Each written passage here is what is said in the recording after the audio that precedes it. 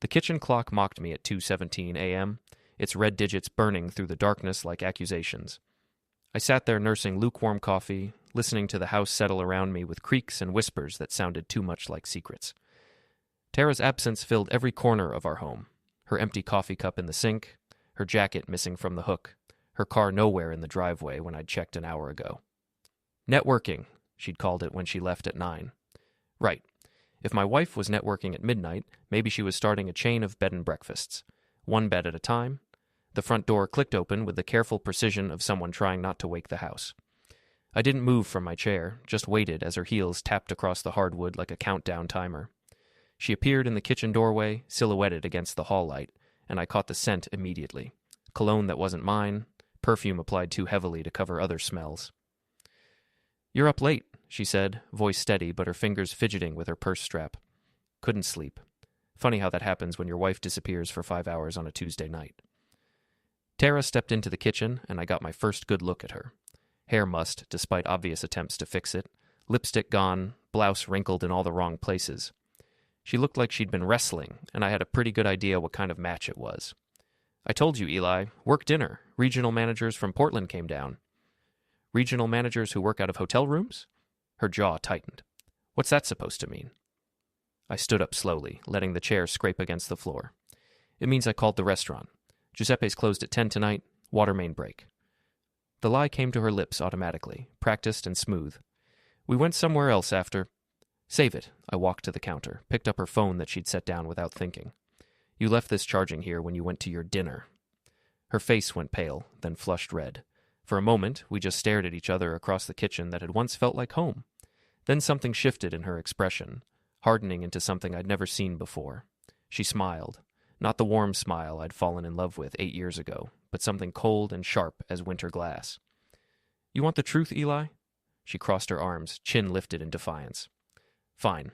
Yes, I was with someone. And you know what? Plenty of men want me. Maybe you should thank me for the company I keep. Before we dive deeper into this story, I have one small request. Please subscribe, drop a like, comment, and hit that hype button to boost this channel so more people can discover these incredible Reddit stories." The words hit like ice water, not because they surprised me, but because of how easily she said them, like she'd been practicing. "I hope you're charging by the hour," I said, grabbing my keys from the hook. "Where are you going?" "Out. Wouldn't want to cramp your networking style." I walked past her toward the door, and she caught my arm. "Eli, wait. Don't." I pulled free without looking back. "Just don't." The night air felt clean after the suffocating atmosphere inside. I sat in my truck for a long moment, hands shaking with anger and something that might have been relief. At least now I knew. My phone buzzed. Doug Morrison, my oldest friend and the only ex-cop I trusted. "Little late for a social call, isn't it?" he answered on the second ring. "She's cheating, Doug." Silence, then a low whistle. "You sure?" Caught her coming home reeking of another man. She practically admitted it. "Where are you now?" "Sitting in my driveway like an idiot." "Come over, we need to talk." I started the engine, but before I could back out, I saw Mrs. Rourke's curtains twitch in the house next door. The old woman had binoculars practically surgically attached to her face. If anyone knew what had been going on, it would be her. Tomorrow, I'd pay her a visit. Tonight, I needed to figure out what the hell I was going to do with the rest of my life.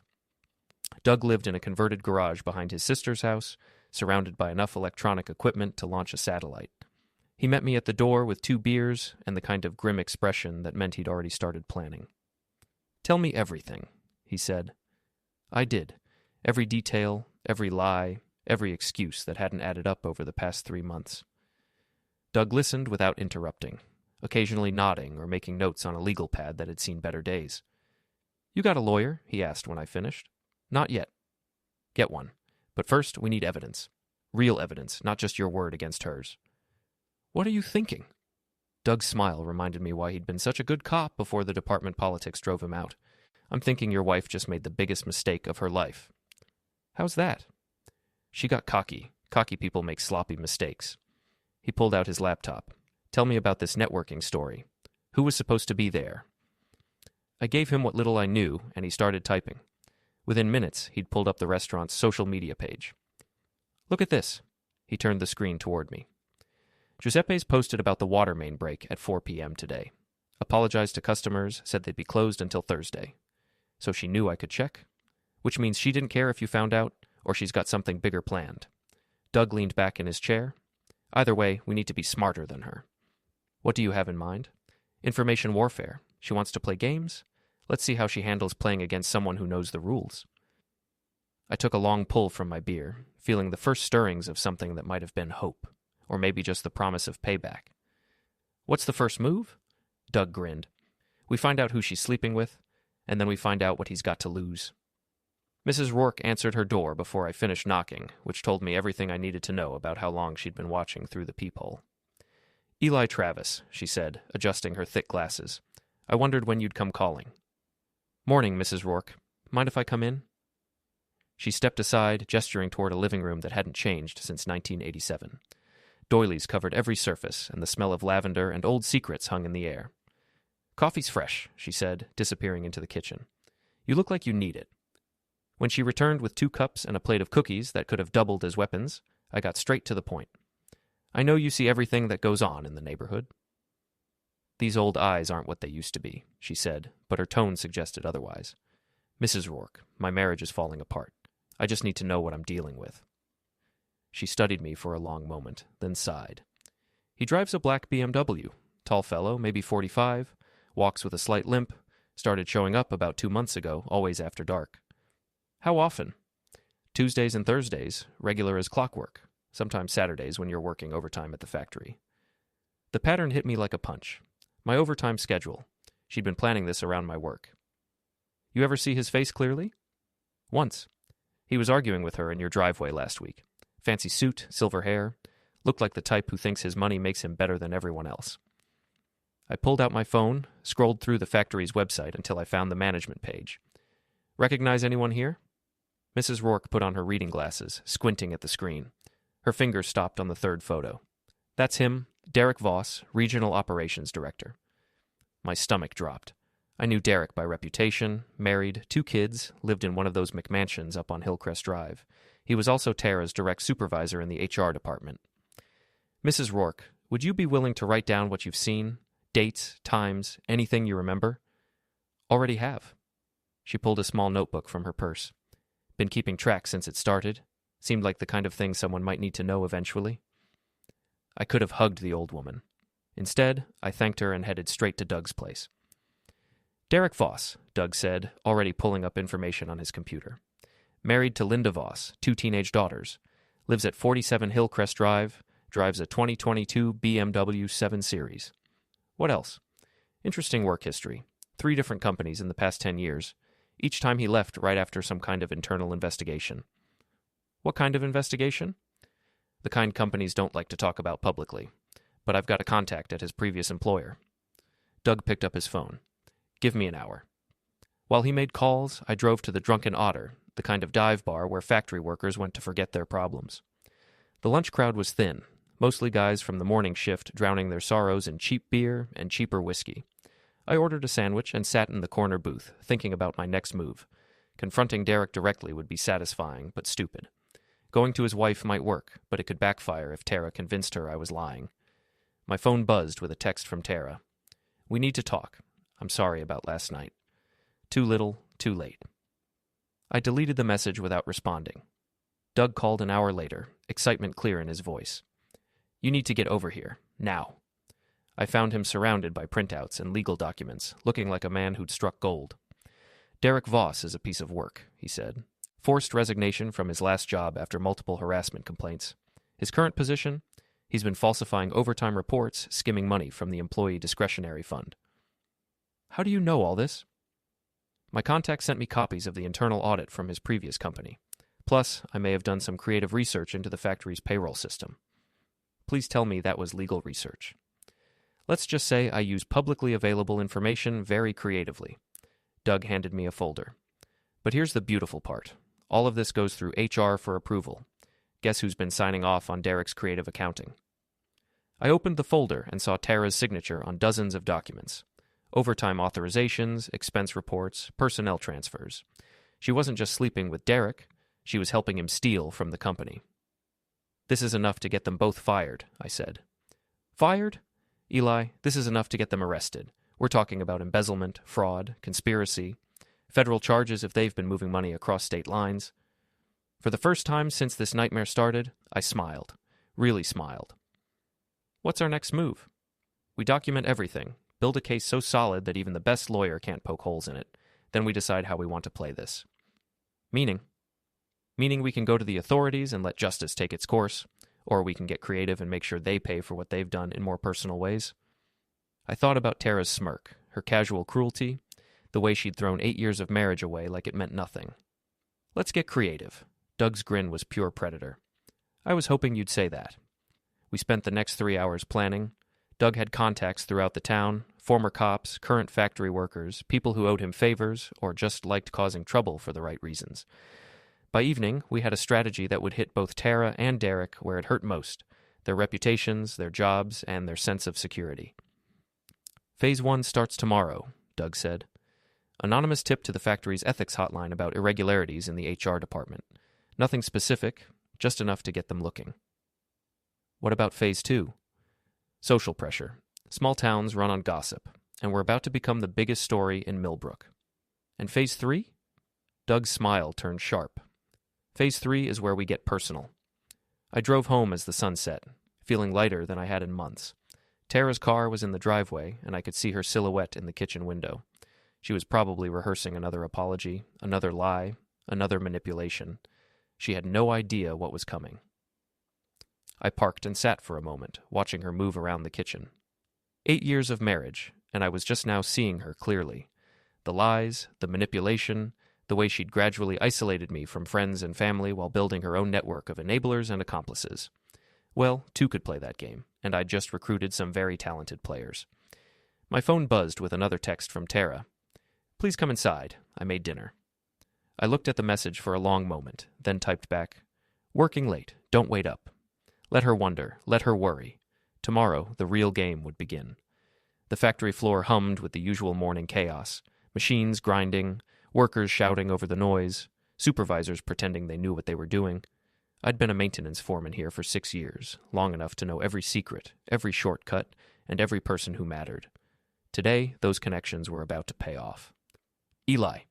Jim Morrison, the union rep, waved me over to his office. Got a minute? Jim was Doug's cousin and one of the few honest men left in management. If anyone would listen to concerns about financial irregularities, it would be him. What's on your mind, Jim? Funny thing, got an anonymous call yesterday about some problems in HR. Overtime discrepancies, expense account issues. You know anything about that? I kept my expression neutral. Can't say I do. But if someone's stealing from the workers, that's union business, isn't it? Damn right it is. Jim pulled out a file folder. I've been going through the overtime reports for the past 6 months. Some interesting patterns. He spread the documents across his desk. Even without Doug's insider information, the irregularities were obvious once you knew what to look for. Derek Voss has been approving a lot of overtime for people who weren't actually working, Jim continued. And somehow, that money's been getting redirected to consulting fees and training programs that don't seem to exist. That's a serious accusation. It's about to get more serious. I'm calling for a full audit. Jim looked at me carefully. This stays between us for now, but I wanted to give you a heads up. Your wife's signature is on a lot of these documents. I let surprise show on my face. Tara, that doesn't make sense. Maybe not. Could be she was just signing what her boss told her to sign.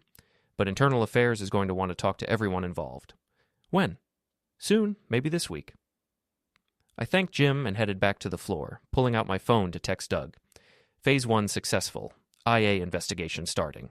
His response came immediately. Perfect timing. Phase 2 launches at lunch.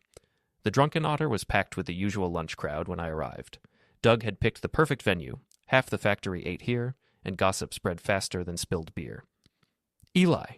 Mike Kowalski waved me over to his table. Heard you and Tara are having some problems. Word traveled fast in a small town. Nothing we can't work through, I said, sitting down. That's good to hear. Though I gotta say, she's been spending a lot of time with the management crowd lately. What do you mean? Mike glanced around, then leaned closer. My wife works at the bank. She's seen Tara there a few times with Derek Voss, making deposits, signing papers. Looked pretty cozy. Business stuff, probably. Maybe, but they weren't acting like it was just business, if you know what I mean. Other conversations around us had quieted. The whole bar was listening now, which was exactly what Doug had planned. "I'm sure it's nothing," I said, loud enough for everyone to hear. "Tara's always been professional." "Professional," someone snorted from the next table. "That what they're calling it now?" Laughter rippled through the bar. By evening, the story would be all over town, growing and changing with each telling. By tomorrow, everyone in Millbrook would know that Eli Travis's wife was running around with her boss. Phase 2 was working perfectly. I got home to find Tara waiting in the living room, still in her work clothes but looking frazzled. "We need to talk," she said. "About what?" "About the investigation, about people asking questions at work, about the rumors." I sat down across from her, keeping my expression neutral. "No? What rumors?" "Don't play dumb, Eli. Someone's been spreading stories about Derek and me. People are talking." "Are they? What kind of stories?" Her face flushed. "You know what kind. And now Internal Affairs wants to interview everyone in HR about financial irregularities." "Sounds serious." "It is serious. My job is on the line here." I leaned back in my chair, studying her. "Then maybe you should tell me the truth." "About what?" "About Derek. About the money. About what you've really been doing all those late nights." For a moment, her mask slipped, and I saw genuine fear in her eyes. Then it was gone, replaced by anger.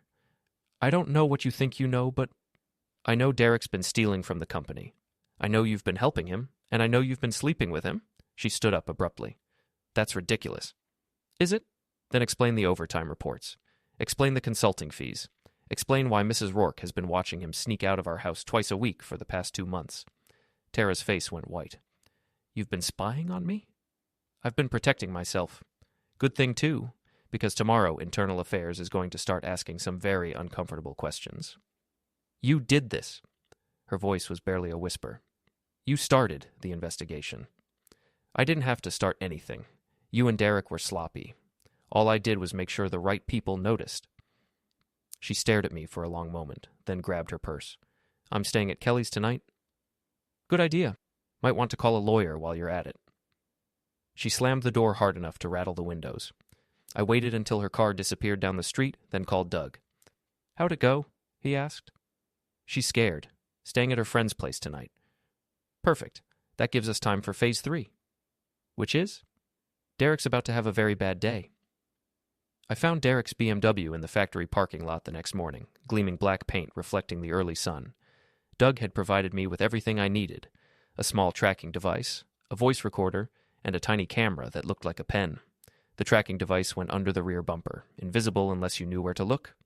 The recorder went into the air vent of his office, which I accessed during my routine maintenance rounds. The camera stayed with me. At lunch, I followed the tracker to a small motel on the outskirts of town. Derek's BMW was parked outside room 12, next to a car I recognized as belonging to Sandra Mills from the accounting department. Interesting. Derek wasn't just cheating with my wife. I parked across the street and waited. An hour later, Derek emerged, adjusting his tie and looking around nervously. Sandra followed a few minutes later, hair mussed and lipstick smudged. I got it all on camera. That evening, Doug and I reviewed our evidence in his garage workshop. "This is better than we hoped," he said, scrolling through the photos. "Derek's not just embezzling and sleeping with your wife. He's running a whole operation." "What do you mean?" "Look at the pattern. He approves fake overtime, Tara processes the paperwork, the money gets redirected to consulting accounts, and then it disappears. But he's also been trading promotions and favorable reviews for favors." "How many women?" "At least 3 that I can identify. Your wife, Sandra Mills, and probably Jennifer Walsh from Quality Control." I stared at the evidence spread across Doug's desk. He's been running the HR department like his personal brothel. And your wife was his top recruiter. The betrayal cut deeper than I'd expected. It was one thing to know Tara was cheating. It was another to realize she'd been part of a larger scheme to exploit other women. "What's our next move?" Doug smiled grimly. "Tomorrow, Derek Voss learns what happens when you mess with the wrong family. And Tara? She's about to discover that her boyfriend isn't the man she thought he was." I drove home through the quiet streets of Millbrook, past houses where normal families were settling in for the evening. Once upon a time, I'd thought Tara and I would have that kind of life. Kids, maybe, a dog, Sunday dinners and vacation photos. Instead, I was planning the destruction of the woman I'd once loved. But as I pulled into my empty driveway, I realized something had changed. The anger was still there, but it was colder now, more focused. This wasn't just about revenge anymore. It was about justice. The factory's internal affairs office buzzed with activity when I arrived for my interview. 3 investigators from corporate headquarters had set up a temporary command center in the conference room, complete with boxes of documents and a whiteboard covered in names and dates. Mr. Travis, the lead investigator, a sharp-eyed woman named Patricia Chen, gestured to a chair. Thank you for coming in. Happy to help.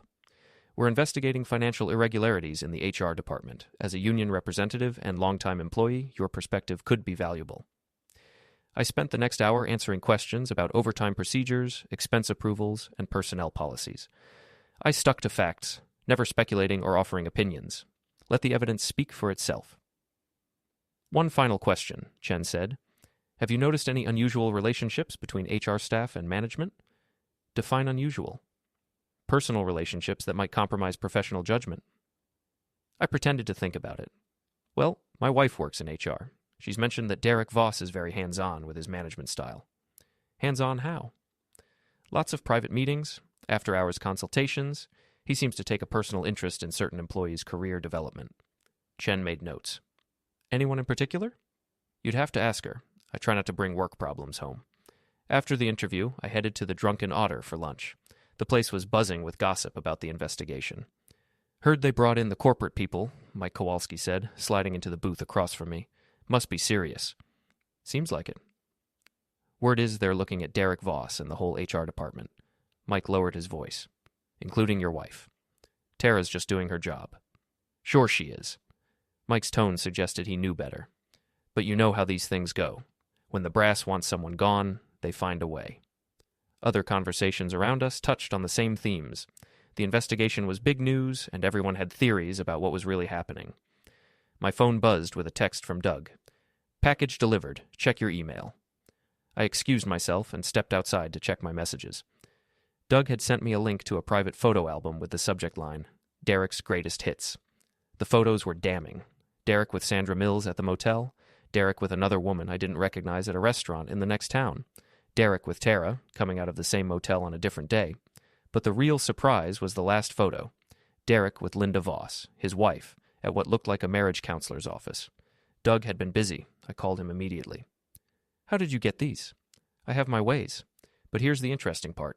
Linda Voss filed for separation 3 days ago. Seems she's been suspicious for a while. Does Derek know?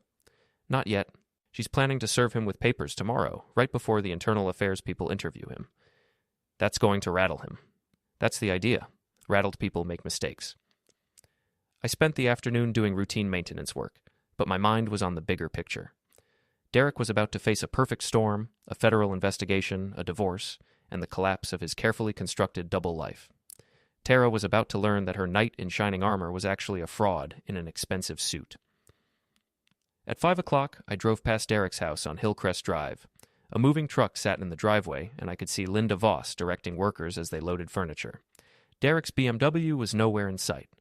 Phase 3 was accelerating ahead of schedule. I found Derek at Murphy's Tavern, a upscale bar where the management crowd went to drink away their problems.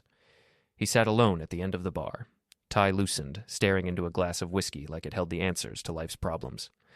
I took the stool next to him and ordered a beer. Rough day? I asked. Derek looked up, his eyes unfocused. It took him a moment to recognize me. Eli Travis, Tara's husband. His words were slightly slurred. What are you doing here? Same as you, I imagine, drinking away my problems? Derek laughed bitterly. You have no idea what problems are. Try me. He gestured to the bartender for another whiskey. Wife left me, took the kids, half the furniture, and my dignity. Internal affairs is crawling all over my department, and my job's probably gone by Friday. That's rough. You know what the funny part is? Derek turned to face me, his expression ugly. None of this would have happened if your wife could keep her mouth shut. I kept my voice level. What's that supposed to mean? She's been talking to people, spreading rumors, making accusations. Derek's voice rose, drawing attention from other patrons. I gave that woman everything. Career advancement, financial opportunities, personal attention, and this is how she repays me? Maybe you should keep your voice down. Why? Everyone's going to know soon enough. Derek drained his glass. Your wife's a manipulative opportunist, Travis. She seduced me, convinced me to bend the rules for her, and then threw me under the bus when things got complicated. I pulled out my phone and started recording. That's a serious accusation. It's the truth. She came to me 6 months ago with a proposal. Said she could help me streamline the overtime system, make it more efficient.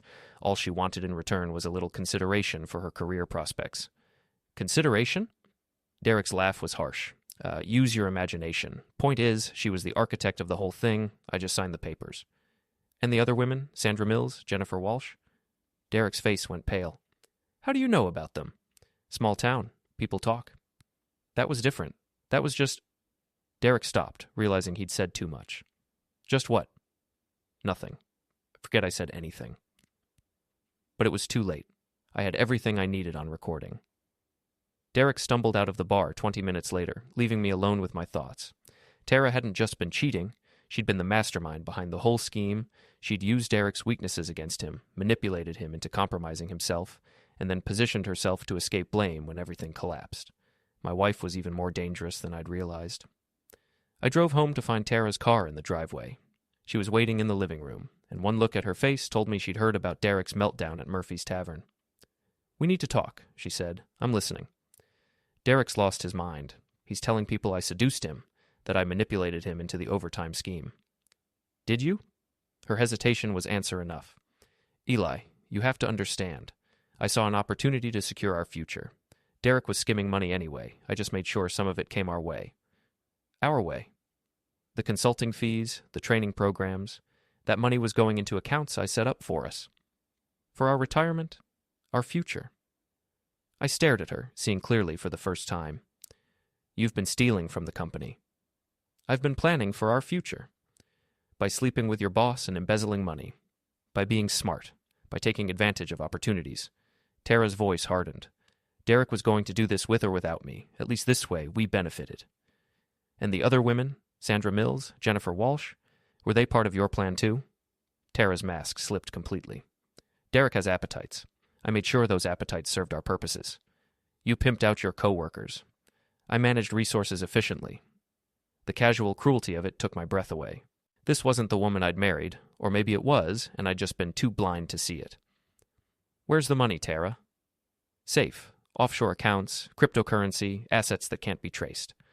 "How much?" "Enough to disappear. Enough to start over somewhere else." She leaned forward. "We could leave tonight, Eli. Take the money and go somewhere they'll never find us." For a moment, I almost considered it. Financial security, a new life, freedom from the consequences of her actions. Then I thought about Sandra Mills, about Jennifer Walsh, about all the other women Derek had exploited with Tara's help. "No." "What?" "I said no. I'm not running away with stolen money." Tara's face twisted with rage. "Then you're a fool." "Maybe, but I'm not a criminal." She stood up abruptly. "You'll regret this, Eli. When they arrest me, they'll come for you too. Guilt by association." "Let them come. I've got nothing to hide." "We'll see about that." She stormed out, leaving me alone in the house that no longer felt like home. But for the first time in months, I felt like I could breathe freely. Tomorrow, I'd call Patricia Chen and tell her everything I knew. The money, the manipulation, the whole sordid scheme. Tonight, I'd sleep peacefully for the first time since this nightmare began. The Millbrook Summer Festival transformed the town square into a carnival of noise, color, and small-town politics. Local bands played on a makeshift stage while vendors sold everything from funnel cakes to handmade crafts. Kids ran between the booths with sticky fingers and sugar-high energy, while their parents tried to keep up. I'd been helping with the setup since dawn, partly because the festival committee needed volunteers, but mostly because Doug had assured me this would be the perfect venue for our final act. "Public humiliation works best with an audience," he'd said, "and everyone in town will be there." The internal affairs investigation had concluded 2 days earlier with predictable results. Derek Voss was terminated and facing federal charges. 3 other employees, including Sandra Mills, were suspended pending further investigation.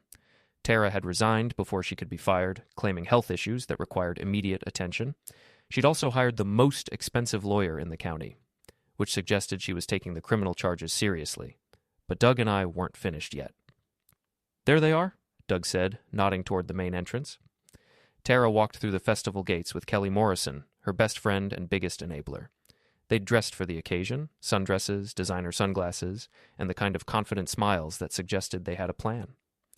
"She looks awfully cheerful for someone facing federal charges," I observed. "That's about to change." Doug pulled out his phone and sent a text message. Within minutes, I saw Patricia Chen, the internal affairs investigator, emerge from the crowd near the bandstand. She wasn't alone. 2 men in dark suits flanked her, their serious expressions marking them as federal agents. "Right on time," Doug said.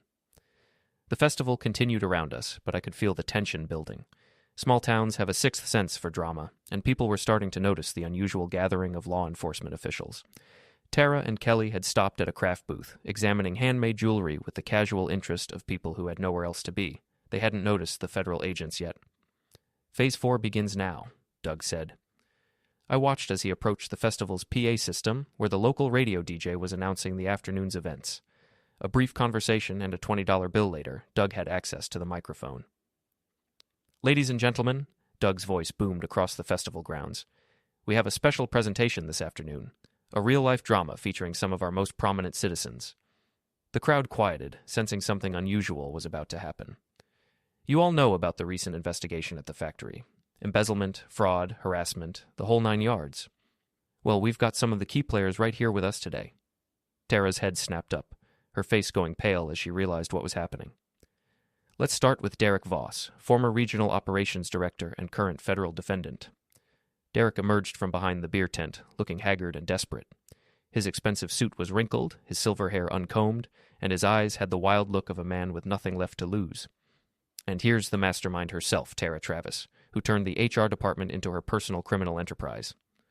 All eyes turned to Tara, who stood frozen next to the craft booth like a deer caught in headlights.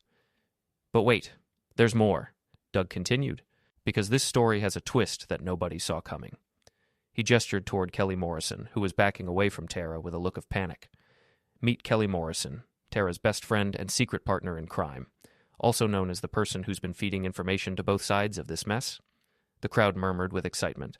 This was better than reality TV. "You see, Kelly's been playing a double game, pretending to support Tara while secretly documenting everything for the federal investigators. Every conversation, every plan, every desperate scheme to avoid justice." Tara spun to face Kelly, her expression shifting from confusion to rage. "What is he talking about?" Kelly's composure cracked completely. "Tara, I can explain." "Explain what? That you've been spying on me?" "I had to. They had evidence, they knew everything anyway. You just what? Decided to save yourself by throwing me under the bus." The crowd pressed closer, drawn by the unfolding drama. Someone had started recording with their phone. Derek, apparently deciding he had nothing left to lose, stumbled toward them. "This is all your fault," he slurred, pointing at Tara. "You seduced me, you manipulated me, you destroyed my life." "I destroyed your life?" Tara's voice rose to a shriek. "You were stealing money before I ever got involved. I just made sure I got my share."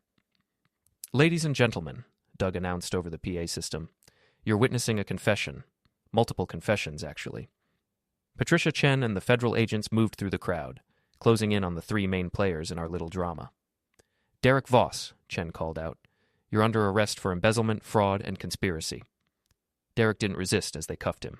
He seemed almost relieved that it was finally over. "Tara Travis," Chen continued, "you're also under arrest on the same charges, plus racketeering and money laundering." Tara tried to run, but the crowd was too thick and the agents were too quick. They had her in handcuffs within seconds. "And Kelly Morrison," Chen said, "thank you for your cooperation with our investigation. Your testimony will be crucial to securing convictions." The crowd erupted in applause and excited chatter. This was the kind of entertainment they'd be talking about for years. I watched as they led Tara away, her designer sunglasses fallen in the dirt, her perfect festival outfit rumpled from the struggle. She caught sight of me in the crowd, and our eyes met for a moment. "You did this," she mouthed. I nodded. "Yes, I did."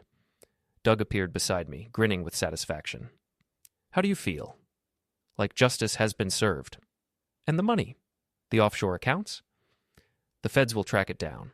Might take time, but they'll find it." "What about you? What's next?"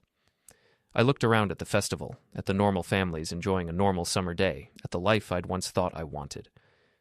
"I'm thinking about starting over. New town, new job, new everything." "Sounds like a plan." The festival continued around us, but the main event was over. Derek, Tara, and their schemes were now in the hands of the federal justice system. The stolen money would be recovered, the victims would be compensated, and the truth would finally come to light. As for me, I felt something I hadn't experienced in months. Peace. Tara had been right about one thing. Plenty of men had wanted her. But in the end, when she needed someone to save her from the consequences of her actions, she found herself completely alone. And that, I realized, was exactly what she deserved. The crowd began to disperse as the federal agents finished their work. Some people headed back to the festival activities, while others lingered to discuss what they'd witnessed. I stood there for a moment longer, watching the sun set behind the town square, knowing that tomorrow I'd wake up in a world where Tara's lies and manipulations could no longer touch me. For the first time in 8 years, I was truly free.